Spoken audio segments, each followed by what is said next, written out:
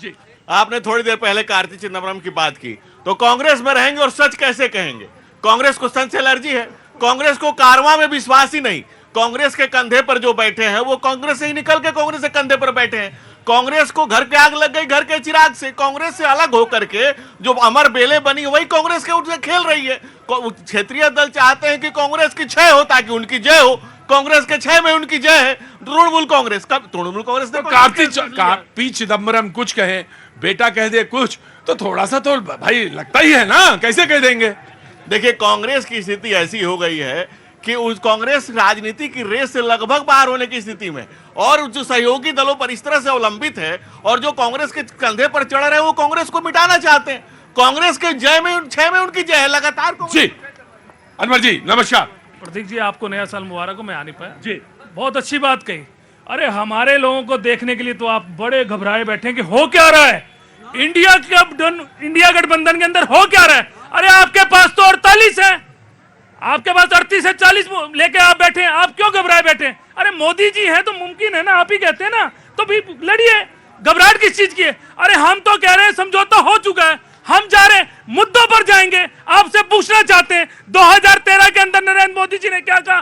भाइयों बहनों, गैस का दाम कम कर देंगे, पेट्रोल सस्ता कर देंगे, 2 करोड़ नौकरियां देंगे। अरे कुछ नहीं दे पाए और फिर आप देश की जनता के पास जा रहे हैं, मुद्दों की बात तो करेंगे नहीं। हाय इंडिया, हाय इंडिया, हाय राहुल गांधी, हाय राहुल गांधी। अरे कौन सी परेशानी? देखिए अनवर भाई आज बहुत दिनों बाद आए हैं और आने से पहले उन्होंने पूछा आना है, मैंने कहा बिल्कुल आना है अनवर भाई, बिल्कुल आना, आ जाते हैं तो अच्छा लगता है मुझे। आगे आगे जी जी। हाय इंडिया, हाय इंडिया, हाय राहुल गांधी हम नहीं कर रहे हैं।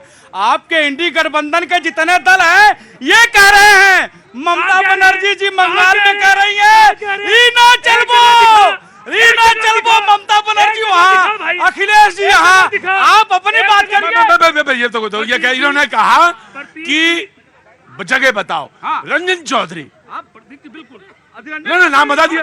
अधीर रंजन चौधरी जी ने खुद कहा है, आपके आप ही के नेता, आप ही के संगठन के लोग आपकी पोल खोल रहे हैं और आप हमारे ऊपर।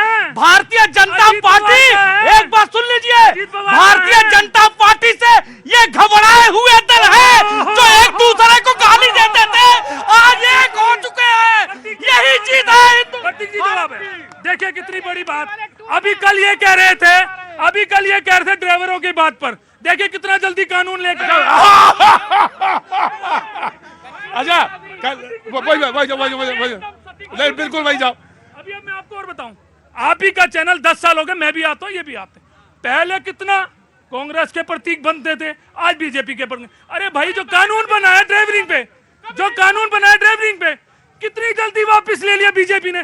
ऐसी कानून बनाया किसानों पे। अरे भाई कानून बनाते क्यों? ड्राइवरिंग आप नहीं करते, मैं ड्राइवरिंग नहीं करता। अरे भाई ड्राइवरिंग जो करेगा, नौकरी उसकी इतनी सस्ती थी और 7 लाख रुपए उस पे लगा देंगे, भाई जुर्माना लगा देंगे। एक मिनट लागू नहीं था, ये कानून लागू नहीं था, ये गुमराह कर रहे हैं। ऐसा ही किसानों को इन्होंने गुमराह किया, ऐसा ही ड्राइवरों को इन्होंने गुमराह किया। ये लागू नहीं है। और मैं दूसरी बात कहना चाहता हूँ, हमारे देश के प्रधानमंत्री जी कहते हैं, मेरे देश के प्रधान, एक मिनट सुनिए, मेरे देश के प्रधानमंत्री जी कहते हैं हमारे लिए व्यक्ति से बड़ा दल है और दल से बड़ा देश है।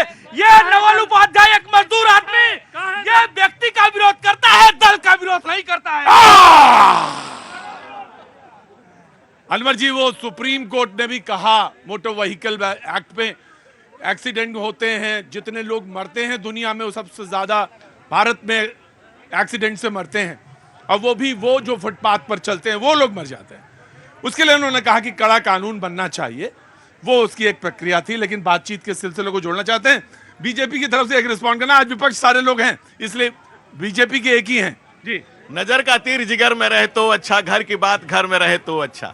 घर की बात बाजार में आती है तो बाजारू हो जाती है। कोई कहे कि एक थी कांग्रेस, कोई कह रहा है एक था जोकर। वो कह रहा है कि लगा दो 300 से वहां कैंसिल कर दो, सरकार को रद्द करो। ममता करे क्या औकात है इनकी। और आप तो ऐसे न थे, आप तो राजनीति में बदलाव की बात करने आए थे और कहते थे कि सोनिया गांधी को अरेस्ट करो, क्यों नहीं कर रहे हो? सारा सच सामने आ जाएगा। परिवर्तन की राजनीति करने वाले परिवर्तन से भागे फिर रहे हैं। ये देश देख रहा है कि परिवर्तन की बात करने आए थे, परिवर्तन का नोटिस लेकर लंबा हो जाते हैं, विपासना करने चले जाते हैं, क्या से क्या हो गए देखते देखते। बड़ी अच्छी बात करी, मैं पूरी बात कर देता हूं। देखिए, भारतीय जनता पार्टी की 10 साल की नाकामी के खिलाफ इंडिया अलायंस बना, जिसमें 26 पार्टियां हैं। और उसके देखिए, उसके बाद भारतीय जनता पार्टी के 10 साल की इनकी कार्यकाल के बाद 40 पार्टियां साथ लेके आ रहे हैं, जिसके आधे से ज्यादा पार्टियों के नाम ये बता दें, मैं गारंटी चैलेंज करता हूं, आधी पार्टियों के नाम बता दें। ये 2019 में भारतीय जनता पार्टी के 10 साल के बाद 5 साल शासन देखा, 37% वोट भाजपा को मिले थे।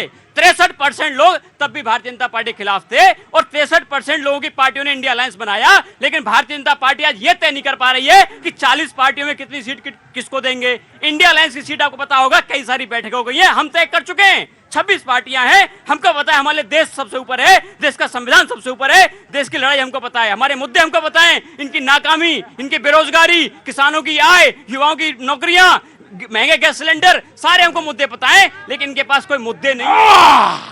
इनके पास कोई आपको हम दिल्ली सरकार में हम लेकर आए, आप तो नहीं आगे अपने आप। कहाँ है हमारी पेंशन? तुम्हारा तो जेल के अंदर भी तनख्वाह पा रहे हैं। एक सरकारी आदमी 24 घंटे अगर थाने में बंद होता, उसकी नौकरी चली जाती है। तुम साल साल भर से तनख्वाह पा रहे हो और सरकार चला रहे हो और गलियों में सर्वे कर रहे हो। मैं जेल चला जाऊंगा तो मेरी सरकार चलेगी? तुम्हें शर्म नहीं आती? देते क्यों नहीं हमारी पेंशन? कब दोगे डीटीसी की पेंशन? खा गए साला।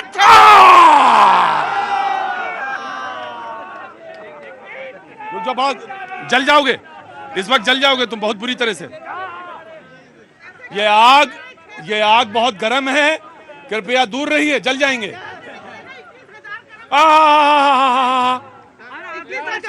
एक मिनट बहन जी, आज ये मोदी को कह रहे हैं कि अकेला मोदी, अरे अकेला मोदी इतनी पार्टियों भारी पड़ गया है, ये मोदी को क्या हराएंगे ये लोग मिलके? इंडिया गठबंधन कर ले, जो गठबंधन कर ले, मगर मोदी मोदी ही है।